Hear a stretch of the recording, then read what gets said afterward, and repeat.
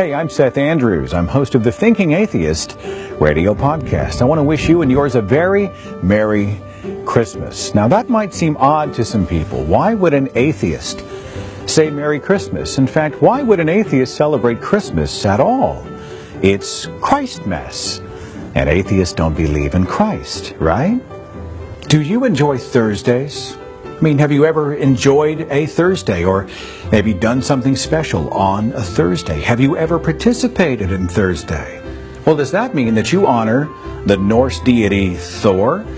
Because that's where we get Thursday from. It's actually from the Old English Thursday. It's Thor's Day. And that's just one example of many days and dates and occasions we have that are named for ancient gods and goddesses. Monday is the Moon's Day for the worship of the moon. Wednesday is named for Woden, perhaps better known to us as the Norse god Odin. Saturday is Saturn's Day for the pagan deity Saturn, or Cronus, the father of Zeus. The month of January was named for the deity Janus.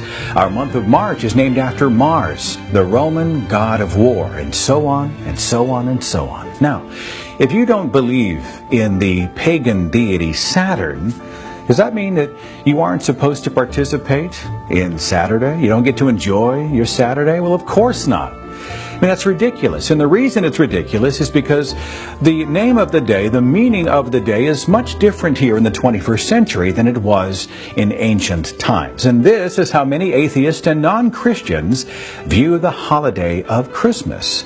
Sure, Christ is in the title, but you don't have to believe in a literal Christ to be able to enjoy the holiday. Christmas is for all of us. It's for everyone. And that fact really bothers some people.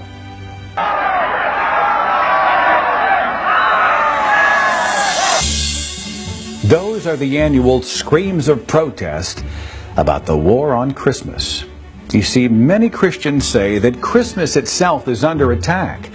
And it's apparently under attack by people like me. Non-believers, atheists, they say we want to strike Christ from Christmas. We want to toss nativity scenes in the garbage bin. We want to mute the voices of Christmas carolers as they sing glory to the newborn King. We want to suck the joy out of the whole month of December and force everybody to unplug the Christmas lights and cancel the pageants and destroy everything with the baby Jesus on it, creating absolutely no joy to the world. The thing is, I'm an atheist, right? I'm an atheist activist. And I'm supposedly on the front lines of this war on Christmas. And I have no idea what they're talking about. I've talked to atheist activist friends of mine. They have no idea what they're talking about. It's very possible that maybe we just have one big misunderstanding. Maybe we need to better understand each other. And so I'm going to call this episode Christmas Behind the Curtain. Now, if you are a Christian and you believe in a literal baby Jesus and you celebrate this holiday religiously, cool. But hang with me here for just a few minutes, because there are some things about Christmas that you might find hugely surprising. I know I did when I learned them the first time. For example, Xmas is supposedly an attempt to X Christ out of his own holiday, right? We've heard this for years and years. Well, the truth is that X actually represents the first letter in the Greek word for Christ. It's not an attempt to remove Christ from Christmas. Xmas is Christmas. You might be surprised that the holiday season didn't originally belong to Jesus. In fact, if you look around, you're going to see icons that represent the earlier pagan roots of celebrations that relate to the winter solstice and the return of the sun. Not the sun, the sun. Long before the time of the Jesus story, December celebrations would signal the ending of winter, that the days would start getting longer, that the warmer weather was coming, and with it a new harvest, which was hoped to be plentiful. And so to petition the gods for good crops the next year, celebrations and offerings would be made in the month of December.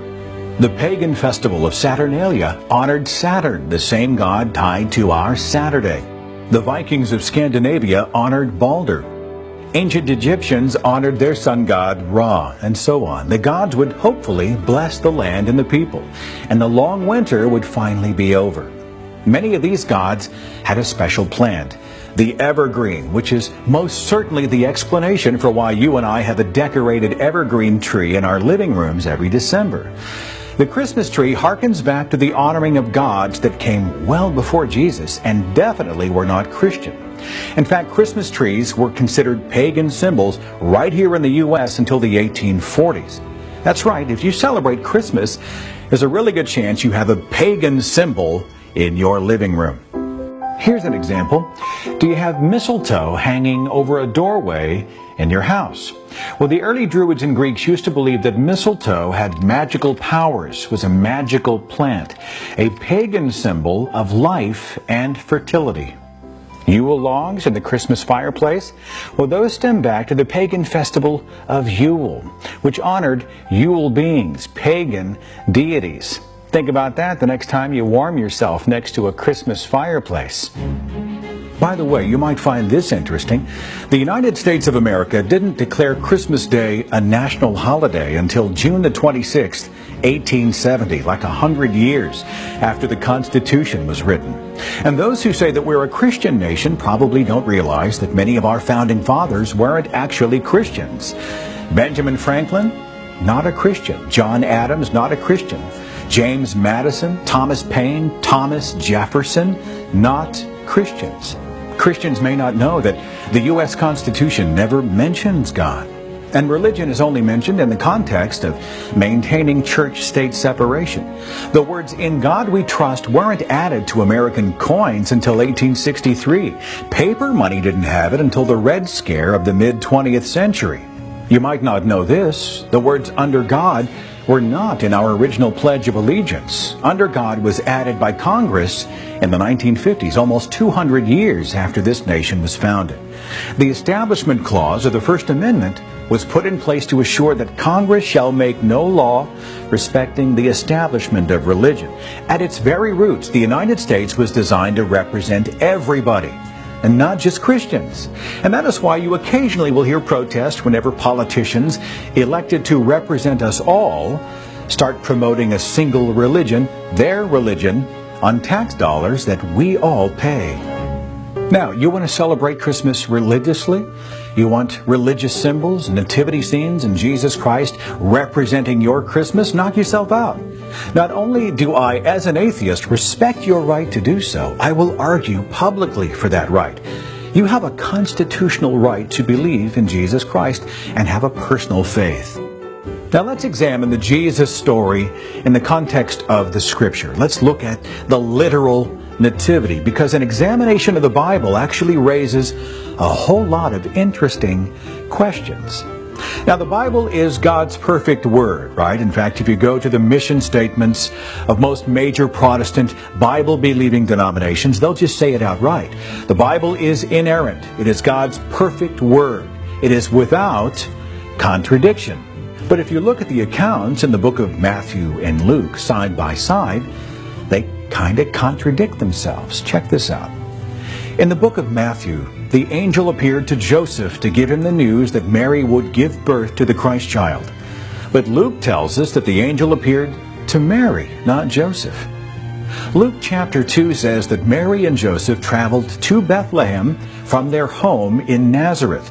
But that contradicts the second chapter of Matthew, which says Mary and Joseph didn't call Nazareth home until after the death of Herod, which is also well after the birth of Jesus. The lineage of Jesus is mentioned in the Bible. The book of Matthew lists 28 generations between David and Jesus.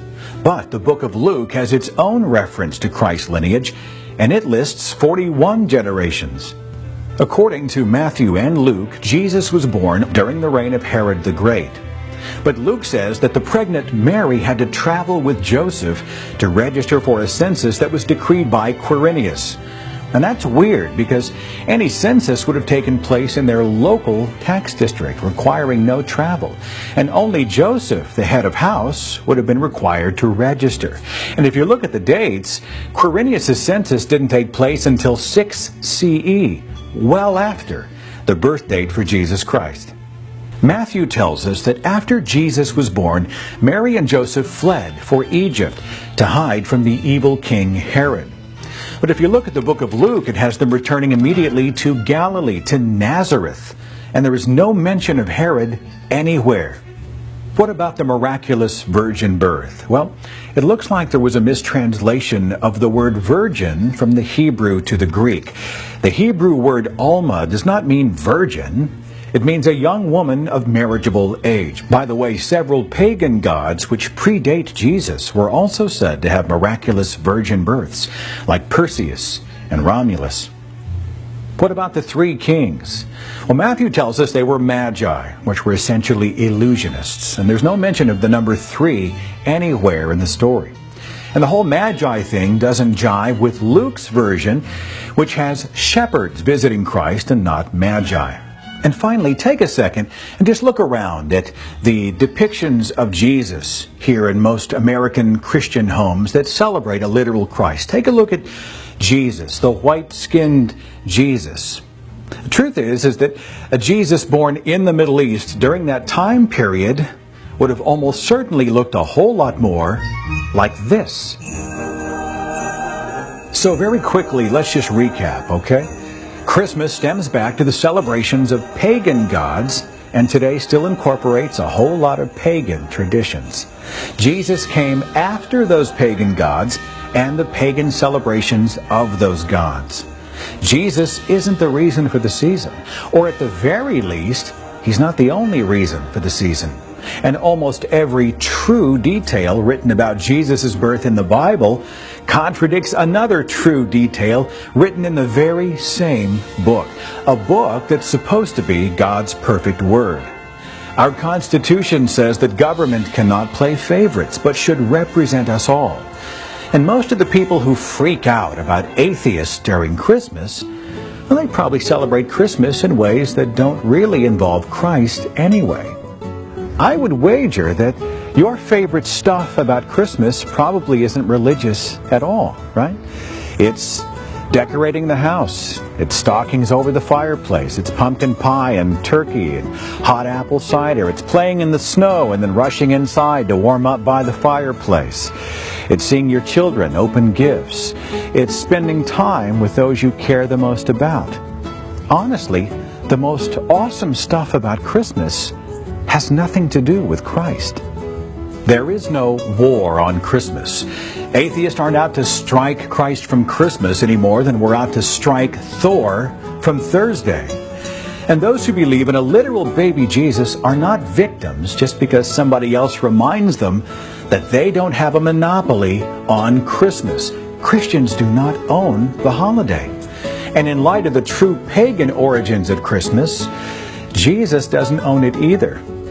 Ultimately, Christmas isn't about gods or goddesses, offerings for the harvest, the feasts of the pagans, or the story of a super baby who came to save the world. It's really about something much, much better, more personal, more meaningful. Christmas is not a supernatural thing. Christmas is a human thing. For many of us, it really is the most wonderful time of the year. Just remember that December 25th, the Christmas holiday, isn't exclusive to Christians, and many non-Christians love to celebrate Christmas. We don't celebrate the religion of Christmas, we celebrate the tradition of Christmas.